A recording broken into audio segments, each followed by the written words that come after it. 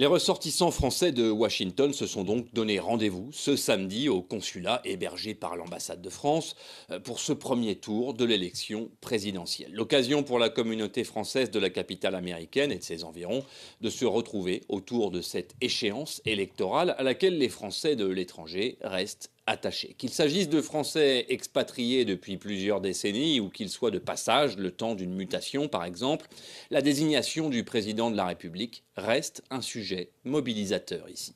En 2017, le taux de participation avait avoisiné les 45%, ce qui est un chiffre élevé si on considère que les bureaux de vote sont ici évidemment beaucoup moins nombreux qu'en France.